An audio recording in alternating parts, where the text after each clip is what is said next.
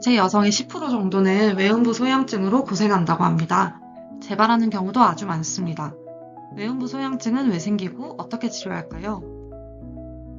오늘은 외음부 소양증이 어떤 증상을 일으키는지, 원인은 무엇인지, 어떤 환자에서 조심해야 하는지, 진단과 치료는 어떻게 하는지 모두 확인해 보겠습니다. 이제 외음부 피부가 약해지는 것이라고 보면 되고요. 질 입구와 대음순, 소음순, 음액을 모두 외음부라고 합니다. 외음부 소양증이 생겼다는 것은 피부 장벽이 이미 손상되었다는 말입니다. 외음부가 가렵거나 화끈거리는 느낌을 호소하고요. 여성의 10% 정도에서 호소하는 흔한 증상입니다. 가려움증이 가장 흔한 증상으로 나타나고 질 분비물도 증가하거나 냄새도 납니다. 피부에 포진이나 궤양, 부종이 동반되는 경우도 있습니다. 흔한 질환이지만 외음부 소양증이 있으면 삶의 질에 지대한 영향을 줍니다. 심리, 사회적인 자기 효능감에도 악영향을 주고 생식기 가려움으로 환자 성적 만족도에도 부정적인 영향을 미칩니다. 그렇다면 어떤 원인으로 외음부 소양증이 발생할까요? 염증성, 감염성 질환인 경우가 많습니다. 외음부는 환기가 잘 되지 않고 습한 부위이기 때문에 감염에 취약합니다. 가장 흔한 원인은 질 외음부의 칸디다증입니다. 이외에도 생식기 헤르페스나 세균성 질증과 같이 질염을 일으킬 수 있는 여러 병원균들 때문에 외음염이 발생합니다. 습진이나 피부염이 원인이 되기도 합니다. 화장품, 향수, 향료가 포함된 여성용품을 사용을 해서 접촉성 피부염이 생기는 경우가 많고 환기가 되지 않는 외음부 환경도 모두 외음부 소양증을 일으킵니다. 아토피, 건선, 태선 환자에서 생기기도 합니다. 폐경이 되고 생긴 질 위축 자체만으로도 외음이나 질의 소양증이 발생할 수 있습니다. 피부 장벽이 손상이 되면 인터류킨 33 등의 사이토카인, 염증성 전달 물질들이 활성화돼서 가려움증을 일으킵니다. 누구에게 잘 발생할까요? 여성의 생식기는 여성 호르몬에 노출이 돼야 됩니다. 여성 호르몬인 에스트로겐에 노출이 되지 않으면 질과 외음부 피부는 얇아지고 건조해집니다. 생식기 피부가 건조해지면 작은 자극에도 상처를 입는 경우가 많고 질염에도 더 잘 걸립니다. 에스트로겐 수치가 낮은 영유아, 2차 성징 전의 청소년, 폐경 이후 여성에서 더 취약합니다. 진단은 어떻게 할까요? 질염, 방광염과 동시에 발병하는 경우가 많습니다. 의료진과의 상담 후 필요한 경우 소변 검사를 하고 질의 분비물 검사를 진행을 합니다. 분비물 검사로 성병을 같이 확인합니다.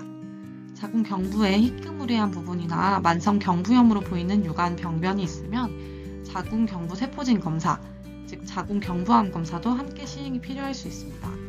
이외 상황에 따라서 질 초음파나 방광 초음파, 방광 내시경을 권하는 경우도 있습니다. 이제 치료 방법에 대해서 자세히 알아보겠습니다.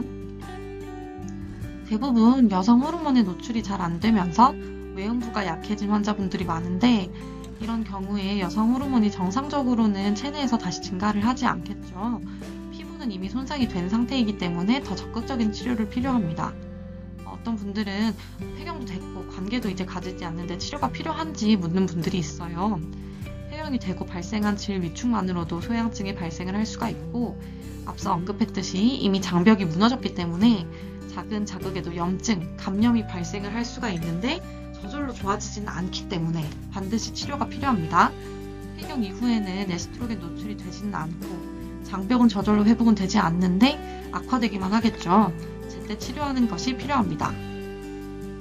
이제 기본적으로 염증이나 감염이 있으면 해당 세균에 대해서 항생제나 항바이러스 치료는 필요합니다. 그 외에 이제 질염으로 분비물이 동반된 상태라면 질 세정제를 사용을 해야겠고요. 질 세정제 외에도 플라즈마로 살균, 조직 재생, 염증 인자 억제를 하는 효과도 볼 수 있겠습니다. 공기청정기에도 이 플라즈마 원리를 이용하는 회사들이 많죠. 가려움에 탁월한 효과가 있기 때문에 피부과에서는 아토피 환자에서 사용을 하고요. 산부인과에서는 주로 외음부 소양증에 사용을 많이 합니다. 치료할 때 가려움을 억제하는 항히스타민제를 함께 처방을 해드리지만 그래도 가려움이 남아있는 경우에는 절대로 외음부를 끌지는 마시고 2차 감염의 위험이 있습니다. 아이스 롤러나 아이스팩 등으로 차갑게 식혀주는 것이 좋습니다. 근염증 완화를 위해서 광선 치료를 사용하는 것도 여러 논문에서 이미 입증이 된 방법입니다. 원적외선, 저출력 레이저, 듀얼 복합 치료로 혈액순환을 시켜서 피부를 재생시키는 방법입니다.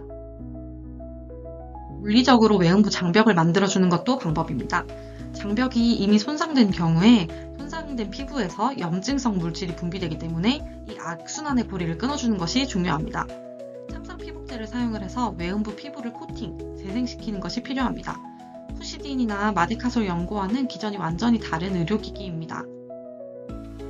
히알루로산 패치, 진우 패치 같은 것으로 피부를 재생시키는 방법도 있습니다.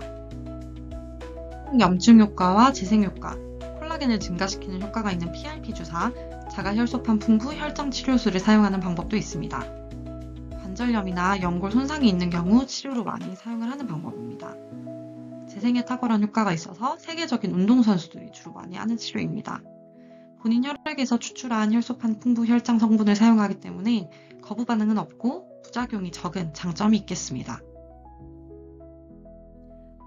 외음부 소양증 한번 생기면 너무 불편하고 삶의 질을 떨어뜨리죠. 많은 분들이 앓는 증상입니다.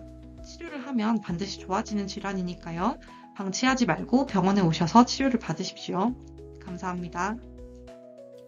그 외음부 소양증이 있는 경우에 그 태손이나 경화증, 외음부 악성 종양이 간혹가다 있는 경우가 있습니다. 만약에 경화증 같은 게 있을 때는 소량의 퍼센트에서는 악성 종양으로 진행되기도 하거든요. 그래서 외음부 소양증이 있는 환자들이 조직 검사가 필요한 경우가 있습니다. 그래서 외음부 소양증의 치료에 있어서 조금 더 추가로 말씀드릴 내용이 있는데요. 이런 외음부 전용 스프레이 같은 것들이 있어요. 이거는 이제 NK셀을 활성화시킬 수 있거든요. 그래서 이제 외음부에 대고 이렇게 칙칙 분사하게 돼요. 그리고 이거는 천연 쑥을 이용해서 만들었는데 외음부에 주기적으로 분사를 시켜주면 망가진 피막들이 재생되는데 많은 도움을 주기도 합니다. 또한 병원에서 할 수 있는 기계들은 이제 플라즈마나 기계나 소노키어 기계로 직접 외음부에 필요한 히알루로닉 애시드를 포함해서 황장 인자들을 직접 투입시켜 줄 수도 있고요.